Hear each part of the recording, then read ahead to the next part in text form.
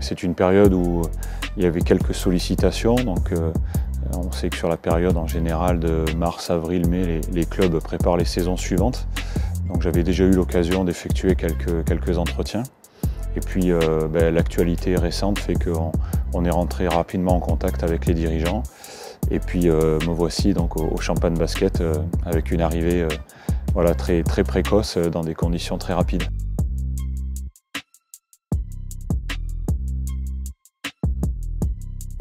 J'ai eu la chance de jouer de 2003 à 2007 donc dans la Marne. J'ai fait 2003-2005 à l'Espérance Châlons-Champagne. Et puis j'ai rejoint le RCB à l'époque à l'été 2005. Voilà, pour une première saison où j'avais été blessé et puis ensuite une année en Pro A. Ce qui était agréable, c'est que j'avais créé aussi des liens hors terrain. Pour rester 4 ans, c'est pas neutre quand on a une carrière de joueur professionnel. On le voit aujourd'hui où les joueurs vont et viennent. Les effectifs bougent beaucoup d'une saison sur l'autre. Et j'avais eu la chance de me stabiliser dans cette belle région. Et j'avais gardé pas mal de contacts, des attaches. Donc je suis très heureux de ce retour.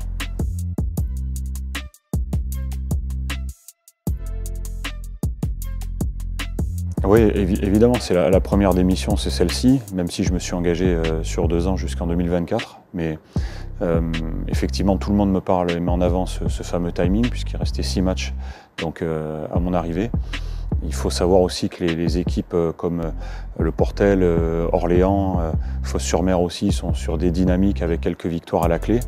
Je crois qu'aujourd'hui, avant de parler tout de suite du maintien, c'est déjà d'essayer de casser cette spirale de défaites, puisque je crois qu'on est à 9 ou 10 défaites consécutives. Voilà, donc il faut vite engranger une victoire. Et on sait que le calendrier récent, c'était la réception de Villeurbanne et puis le déplacement au CSP Limoges à Beaublanc, qui fait une très belle saison. Donc pour pouvoir jouer sur ce sprint final, les 4 dernières rencontres. Mais avant de se projeter, j'allais dire, sur ces rencontres-là, il est impératif de prendre un match rapidement.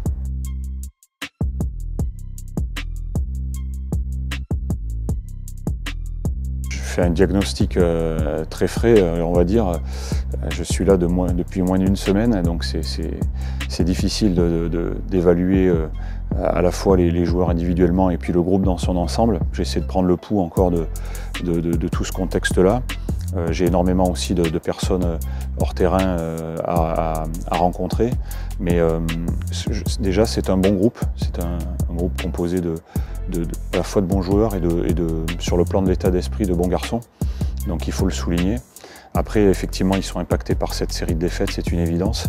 Le match de Nanterre, je pense, avait laissé quand même des traces aussi, où on pouvait constater peut-être un début de renoncement après avoir raté ce match-là. Donc il était impératif, en l'espace de 2-3 jours, de remobiliser les joueurs face à cette équipe que représente l'Asvel.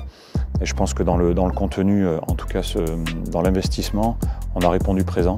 Il faut évidemment impérativement rajouter un petit peu plus de maîtrise et de contrôle dans notre jeu. Mais ça, c'est évidemment la confiance aussi qui est entamée. On le voit, certains joueurs doutent un petit peu au niveau des tirs. On a gâché beaucoup de points sur la ligne des lancers francs. Tout ça vous laisse penser qu'effectivement les garçons sont dans le doute actuellement.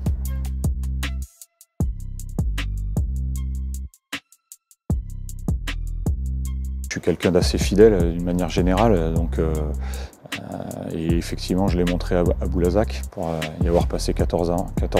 C'est pas neutre, j'ai connu tous les postes possibles au BBD. Voilà, maintenant je me projette effectivement avec le Champagne Basket. Je suis une nouvelle fois très heureux de rejoindre le club. Il y a un vrai projet derrière intéressant. Maintenant la saison évidemment est chaotique, difficile, on le sait, mais dans le sport de haut niveau tout va très vite. On n'a pas le temps de se reposer sur nos lauriers, donc il faut se retrousser les manches. J'ai hâte de m'y mettre, je suis déjà au travail, voilà, je n'ai pas compté mes heures. J'ai pour habitude de donner beaucoup, donc j'ai envie de relever la tête et aider l'ensemble du club aussi à avancer tous ensemble.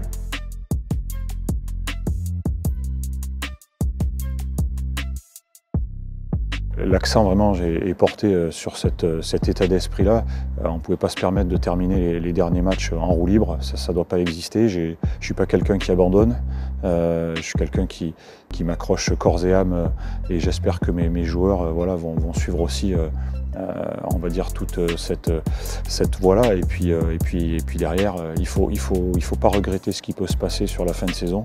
Il faut jouer les matchs à fond pour s'impliquer totalement, être dans l'action.